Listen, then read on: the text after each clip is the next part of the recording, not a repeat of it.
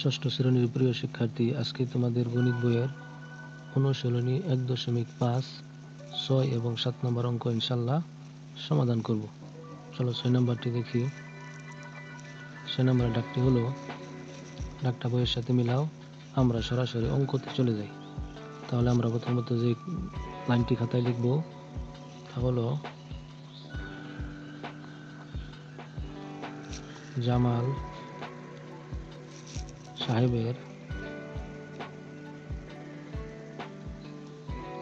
সাহেবের মোট সম্পত্তি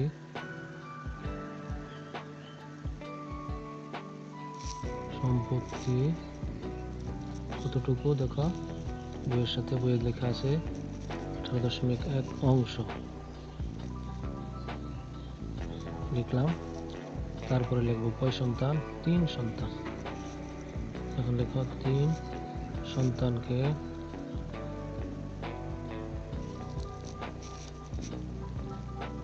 সন্তানকে দিলেন কতটুকু? 7, 18 এর কত অংশ? 5, 6 অংশ। এখানে লিখবে অংশ। তাহলে এটাকে আমরা কি করব? এখন দেখো, গুণ করি। 5 7 35 আর 18 আমরা 6 দিয়ে গুণ করি, দেখি কত হয়। 18 6 6 48 আর 8 হাতের 4, 6 কে 6 আর 4 10, কত হইল? 108। তাহলে আমরা এখানে লিখব 108 অংশ। তাহলে আমরা লিখি, জামাল সাহেব প্রত্যেক সন্তানকে দিলেন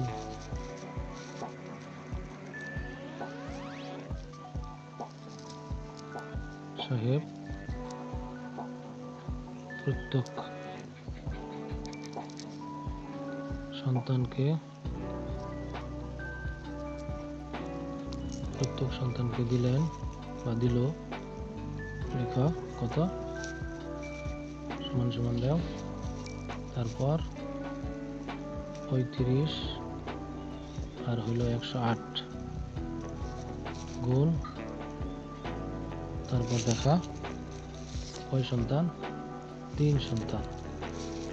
এখানে আমরা লিখছিলাম, এটাকে আমরা ভাগ হিসেবে দিতে হবে।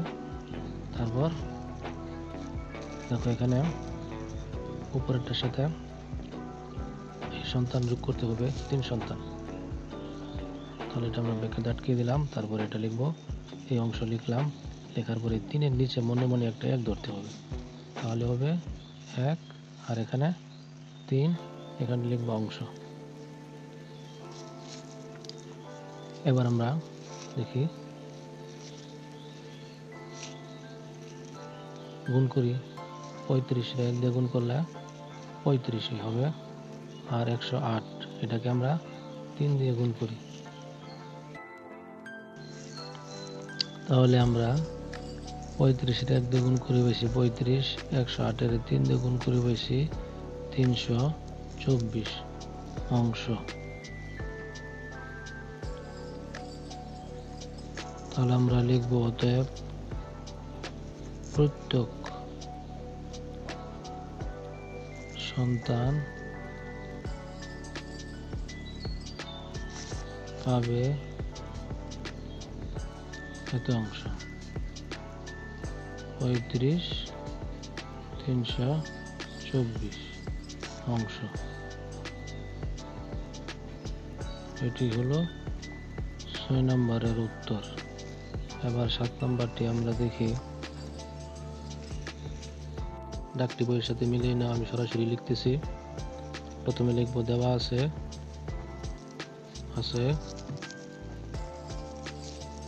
2টি ভগ্নাংশের গুণফল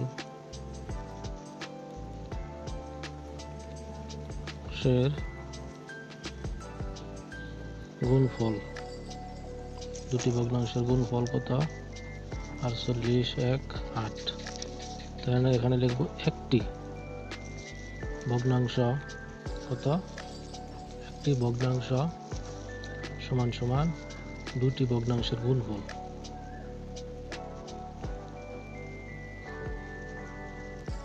দুটি ভগ্নাংশের গুণফল, তারপরে ভাগ একটি ভগ্নাংশ, একটি ভগ্নাংশ। তাহলে লিখে সমান সমান 48 1/8 ভাগ 1 13 32 ঢাকের মাঝে দেখো। এখন আমরা কি করব, এটাকে এটা দিয়ে গুণ করি। 48 গুণন 8, 8 8 64, 4 4 8 32 আর 6 কত 33 34 35 36 38, কত হলো 38। 300 দেখো, এটা দিয়ে গুণ করে পেলাম 300, আর এর উপরের এক হয়েছে 384 আর উপরের এক, তাহলে হবে 385 আর 8-এর 8। তারপর ভাগ চিহ্ন দাও, 32 এটা দিয়ে গুণ করলে 32 হবে, আর তার সাথে যোগ করব 13, তাহলে হবে 45, আর নিচে 32-এর 32। তাহলে এখন আমরা লিখব কত পেয়েছি এখানে 385 আর এখানে হলো 8। এরপর আমরা এই ভাগটাকে গুণ চিহ্ন দেব, যখন গুণ চিহ্ন দেব সংখ্যা উল্টে যাবে, তাহলে উপরে চলে যাবে 32 আর নিচে আসা পড়বে 45। এখন এটাকে কাটাকাটি করব, 5 দিয়ে কাটবো। দেখো, যদি এটাকে 5 দিয়ে ভাগ করি, 3 8 5 ভাগ 8, 8কে 8 2 সংখ্যা নিয়ে 8কে 8 8 16 3 8 24 আর 32, 4 8 32, 4 বার থাকে কত 6। তাহলে দেখো আমরা এটাকে এই 385 এবং 45 একই সংখ্যা দিয়ে ভাগ করব, মানে একই সংখ্যা দিয়ে কাটতে হবে। তাহলে আমরা এখানে একটা সংখ্যা নিই 5 নিলাম, এখানে আবার লিখি 385 5, যদি 5 দিয়ে নেই তাহলে দেখো কি হবে, 5কে 5 5 7 35, তাহলে থাকে কত 3 আর এটা নামায় 5, আবার 5 7 35, তাহলে এটা কাটলে এখানে হবে 77, আর 5 দিয়ে যদি 5 9 45, এটা হবে 9। এখন আমরা 8 এটাতে কাটলে 8কে 8 16 3 8 24 4 8 32, এখানে পেলাম 4। তাহলে আমরা কি লিখব, 77 যদি এখন 4 দিয়ে গুণ করি তাহলে হবে 308, আর নিচে আর কিছু নেই, শুধু আছে 9। এখন আমরা এটাকে ভাগ করি, দেখি কি হয়, 308 ভাগ 9, যদি 9 দিয়ে আমরা ভাগ করি তাহলে কতবার 9 কে 9 9 2 18, 3 9 27 থাকতেছে 3 আর 8, 9 কে 9 9 2 18, 3 9 27 4 9 36 থাকে কত 2। তাহলে উত্তরটা হবে এইভাবে। দেখো, এই যে 34 টান দাও, উপরে দিবে 2, নিচে দিবে এই 9, এটি হলো 7 নম্বরের উত্তর। আজকে পর্যন্তই, বাকি অংশ পেতে চ্যানেলটি সাবস্ক্রাইব করে রাখো। ধন্যবাদ।